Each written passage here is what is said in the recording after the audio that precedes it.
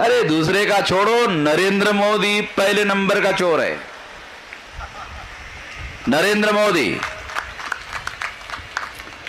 यहां बैठा हुआ, कुछ लोग सोचते होंगे अरे नरेंद्र मोदी को चोर बोला तो पुलिस वाले पकड़ लेंगे, एफआईआर हो जाएगा, हो जाएगा। कर ले कर ले कर ले जरा, फिर मैं दिखाता हूं। बगैर सबूतों के थोड़ी बोल रहे हैं, हवाई बातें नहीं कर रहे हैं, सबूतों के साथ बात कर रहे हैं। गुजरात में इसके पहले भी नरेंद्र मोदी ने मुझे अरेस्ट किया था, जेल में रखा था, तो वहां से जेल से छूटकर फिर आया हुआ हूं, मैदान में हूं। जेल में जाने से किसको डर है भाई? गांधी जी जेल में जाते जाते मान हो गए थे, मैं कौन सा छोटा होने वाला हूं? मैं कौन सी चोरी चकारी ठगी करके जेल में जाऊंगा?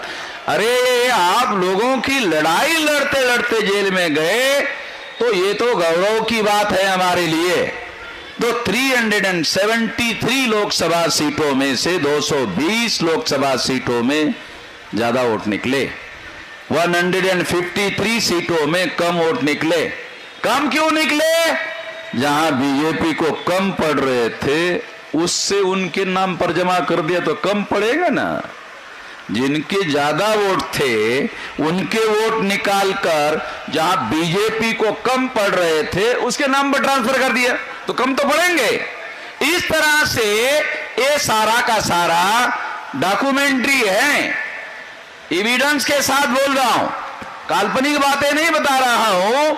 इसलिए साथियों, ये इतना बड़ा घोटाला है, अब तक आप सुनते सुनते बहुत दुखी हो गए होंगे। कोई खुशी की बात तो अभी तक बताया नहीं मैंने आपको, सब दुखी हो गए होंगे, अरे क्या चल रहा है सारा देश में। साथियों, रोकना होगा इस बात को। रोकने के लिए क्या करना होगा? सबसे पहले आप लोगों को बताना होगा कि ईवीएम में घोटाला होता है। तो मैंने अपने मित्रों को जो सॉफ्टवेयर इंजीनियर है उनको बताया ये ईवीएम में घोटाला होता है।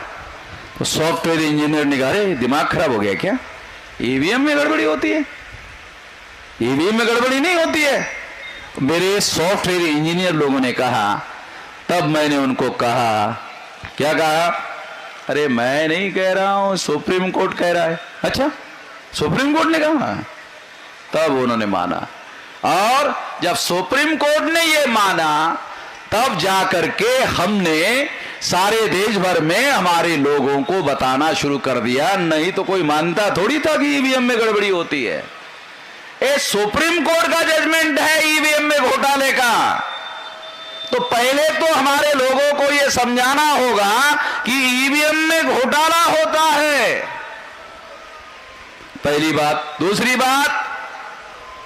दूसरी महत्वपूर्ण बात यह है कि चुनाव आयोग को लिखना होगा कि यदि आप ईवीएम से ही चुनाव करवाना चाहते हो तो आपको ईमानदार ईवीएम मशीन बनानी होगी और उसका सर्टिफिकेट सुप्रीम कोर्ट के 30 जज का पैनल देना चाहिए।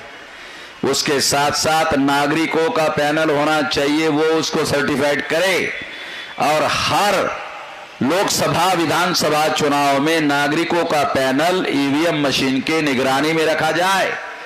अगर ये बात चुनाव आयोग मानता है तो ठीक, अगर चुनाव आयोग नहीं मानती है तो इसके विरोध में भारत बंद किया जाएगा।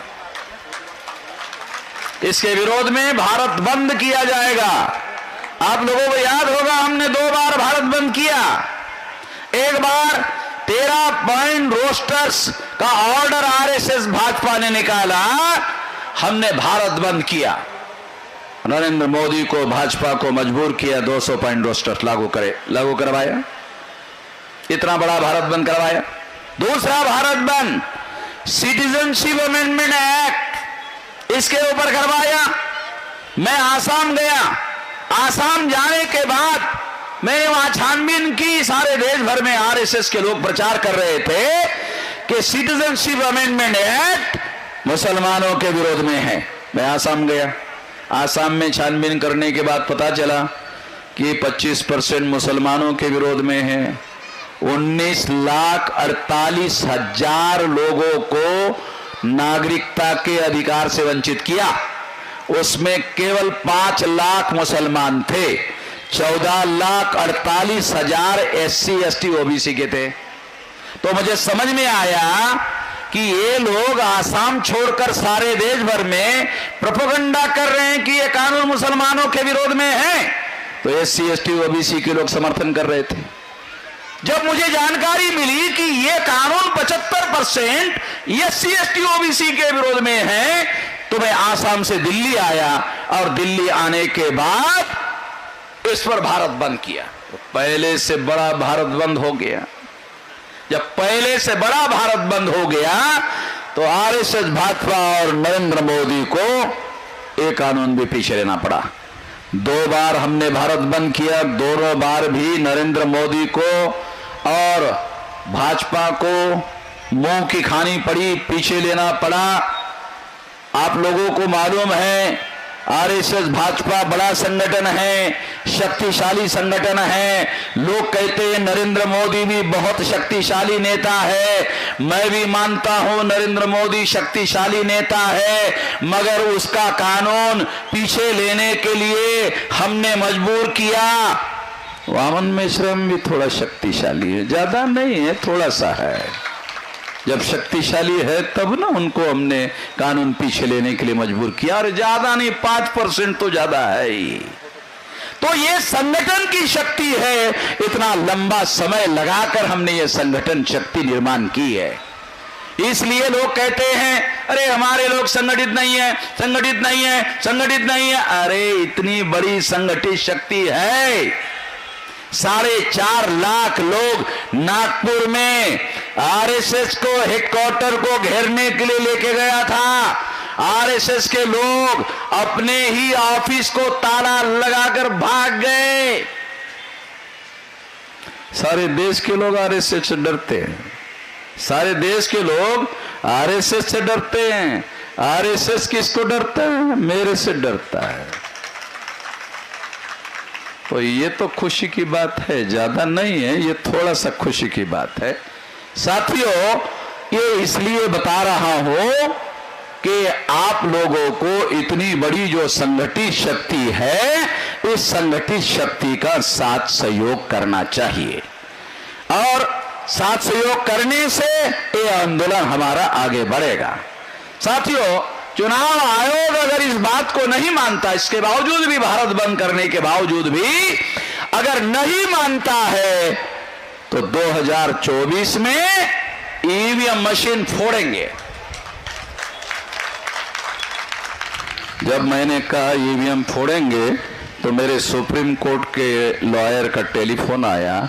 अरे मैंने सुना मेश्राम जी आप EVM फोड़ने की भाषण दिया है, ऐसा सुना है क्या? हाँ। क्या आपको पता है इससे जेल हो जाएगा? कि मैंने कहा पता है। मैं कितना होगा? वकील को पूछा। दूसरा मैंने वकील को पूछा कि गांधी जी जेल में जाते जाते महान हो गए थे कि छोटे हो गए थे? कहा महान हो गए थे। तो मैं कौन सी चोरी कर रहा हूं? मैं भी तो देश हित में, लोकतंत्र के हित में और संविधान की रक्षा करने के लिए, यदि इस देश में कानून का राज नहीं रहा तो लोग तो हथियार बंद आंदोलन करेंगे, देश खतरे में पड़ जाएगा। तो देश को बचाने के लिए कर रहा हूं, देश की रक्षा करने के लिए कर रहा हूं, संविधान की रक्षा करने के लिए कर रहा हूं, लोकतंत्र की रक्षा करने के लिए कर रहा हूं। इसलिए अगर इसकी रक्षा करने के लिए कर रहा हूं और इस बात को अगर मैं कर रहा हूं तो मैं कौन सी चोरी चकारी कर रहा हूं?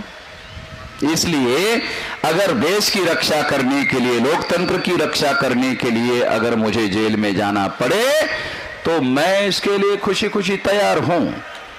इससे हमारा आंदोलन ही आगे बढ़ेगा, और जब आंदोलन आगे बढ़ेगा, जैसे अंग्रेज लोग जो है गांधी जी को जेल में डालते रहे, डालते रहे, डालते रहे, डालते रहे, और गांधी जी एक दिन महान हो गए।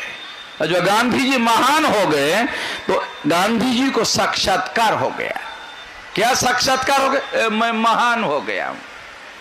जैसे ही गांधी जी को साक्षात्कार हो गया कि मैं महान हो गया हूं, तो गांधी जी ने आदेश दिया, चले जाओ अंग्रेजों, चले जाओ, भारत छोड़ो। गांधी जी ने अंग्रेजों को कहा, भारत छोड़ो। अगर ब्राह्मणों ने अंग्रेजों की तरह वामन मेश्राम को जेल में डाला तो मैं भी आदेश निकालूंगा, है ब्राह्मणों, भारत छोड़ो। चलो ये बात आपको ज्यादा खुशी देने वाली हुई है, इसलिए आपकी खुशी ही नहीं, आप लोगों की लड़ाई हम लोग लड़ रहे हैं। आप लोगों ने मेरी बात ध्यान से सुनी।